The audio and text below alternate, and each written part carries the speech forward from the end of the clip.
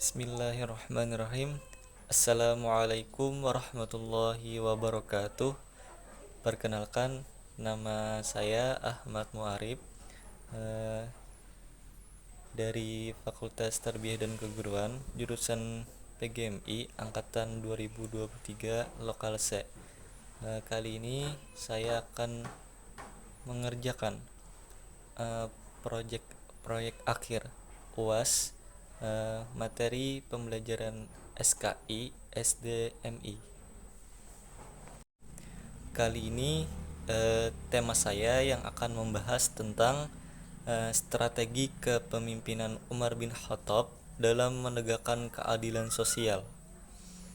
Langsung saja. Dalam materi pembelajaran saya akan membicarakan atau memberikan tentang bagaimana kepemimpinan Umar bin Khattab itu. Saya akan mengambil, misalnya dibikin materi pembelajaran, yaitu judulnya Umar bin Khattab, pemimpin penegak keadilan. Nah, lanjut. Sebagaimana kita tahu, Umar bin Khattab radhiyallahu anhu yaitu sahabat Nabi sekaligus khalifah kedua setelah Abu Bakar. Dahulu setelah wafatnya Nabi Muhammad SAW, umat Islam dipimpin oleh seorang sahabat yang terkenal pemberani, jujur, dan sangat mencintai keadilan. Namanya adalah Umar bin Khattab. Beliau menjadi khalifah kedua setelah Abu Bakar As-Siddiq dan memimpin kurang lebih selama 10 tahun. Dalam masa itu, wilayah kekuasaan Islam meluas sangat jauh, dari Madinah hingga ke Mekkah, lanjut ke Syam atau Damaskus, Palestina, Mesir, Irak, Persia, bahkan sampai ke Asia Tengah, dan masih banyak lagi memperluas Islam pada masa itu beliau. Namun yang membuat beliau dikenang sampai saat ini bukan hanya karena menaklukkan wilayah, tetapi karena menaklukkan hati rakyatnya.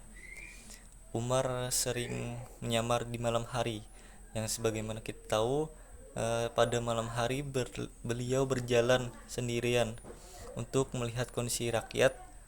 Pada suatu malam, singkat cerita, ia melihat seorang ibu-ibu merebus air kosong agar anak-anaknya tidur karena lapar. Umar pun pulang. Lalu beliau pun memanggul gandum dan memasaknya untuk ibu itu sendiri. Bukan hanya itu saja, namun Umar tidak hanya menaklukkan negeri atau wilayah, ia juga menaklukkan hati seperti yang tadi. Ia berjalan sendiri ke pelosok desa terpencil, memanggul karung gandum untuk ibu yang kelaparan tadi.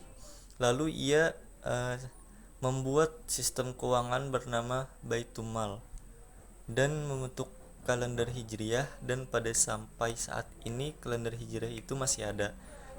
Nah, agar umat Islam itu punya identitas waktu tersendiri, ia memimpin dengan musyawarah, mendengarkan keluh kesah rakyatnya, bahkan anak muda. Umar bisa dibilang bukan hanya raja yang duduk di istana, ia adalah pemimpin sejati yang menjaga rakyatnya dengan cinta dan tanggung jawab. Selanjutnya, yaitu dari kisah Umar kita bisa belajar bahwa menjadi pemimpin itu tidak hanya soal memerintah, tapi juga melayani. Yang kedua, sebagaimana dengan materi saya, yaitu bahwa keadilan, yaitu musyawarah dan amanah adalah kunci kepemimpinan yang baik. Selanjutnya, bahwa kekuasaan itu harus digunakan untuk kebaikan bersama, bukan untuk memperkaya diri sendiri.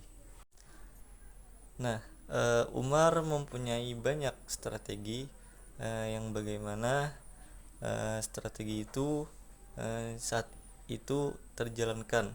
Yang pertama yaitu beliau memperluas wilayah Islam. Nah, seperti materi sebelumnya tadi, di masa pemerintahan Umar, wilayah Islam meluas dengan pesat. Selanjutnya, daerah yang berhasil ditaklukkan itu ada Syam, Palestina, Mesir, Irak, Persia, hingga ke Asia Tengah, dan masih banyak lagi pada saat itu. Eh, Selanjutnya, kemenangan besar dalam perang seperti Yarmouk dan Qadisiyah menunjukkan kekuatan dan strategi yang cerdas dalam membangun pasukan Islam. Umar tidak hanya menguasai wilayah secara militer, tetapi langsung membentuk sistem pemerintahan di wilayah baru. Nah, itu sistem pemerintahan di wilayah baru itu setelah habis perang beliau membentuk sistem pemerintahan di wilayah itu. Selanjutnya yaitu strategi keadilan sosial. Nah, eh, Umar bin Khattab mendirikan Baitul Mal, tempat menyimpan dan membagi harta negara. Nah, negara memberikan gaji tetap untuk pasukan, bantuan untuk janda dan yatim, dan menjamin kebutuhan rakyat miskin. Selanjutnya, pengelolaan keuangan itu sangat transparan dan diawasi langsung oleh beliau.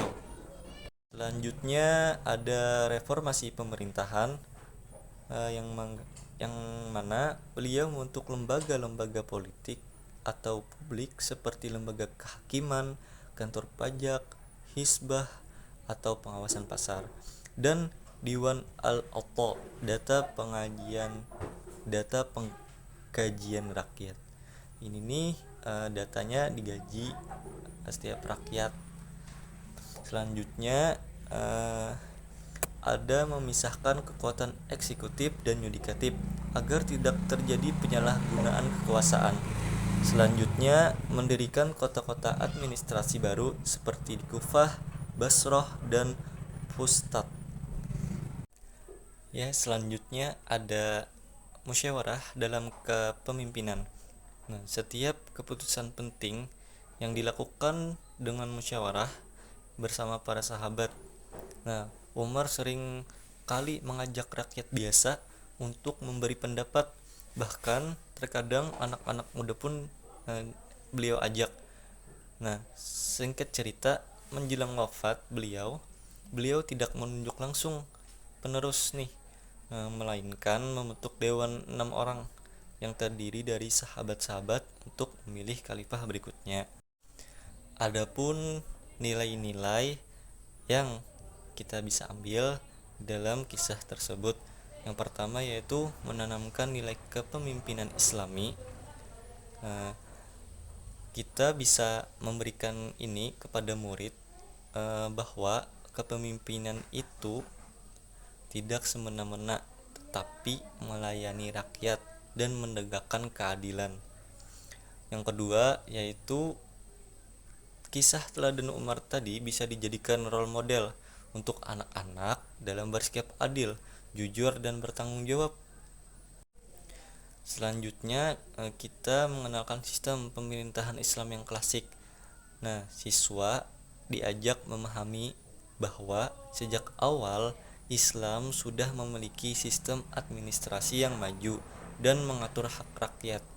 Nah, selanjutnya mereka belajar bahwa Islam memperhatikan ekonomi, hukum, dan kesejahteraan sosial. Selanjutnya menumbuhkan kesadaran sosial dan empati. Nah, dari kisah Umar tersebut yang membantu rakyat secara langsung mengajarkan pentingnya peduli pada sesama. Nah, ini menjadi pembelajaran yang kuat dan menyentuh hati untuk siswa. Selanjutnya memahami pentingnya musyawarah dan ijtihad. Nah, siswa belajar bahwa tidak semua masalah ada jawabannya secara langsung, tetapi bisa kita cari nih dengan musyawarah dan pemikiran bersama. Nah, Umar memberikan contoh bahwa berijtihad dengan niat baik dan untuk maslahat umat adalah bagian dari ajaran Islam. Nah, mungkin Mungkin itu saja pemaparan dari materi saya tersebut. Apabila ada kekurangan kata atau kesalahan kata, eh, saya minta maaf. Saya akhiri. Wassalamualaikum warahmatullahi wabarakatuh.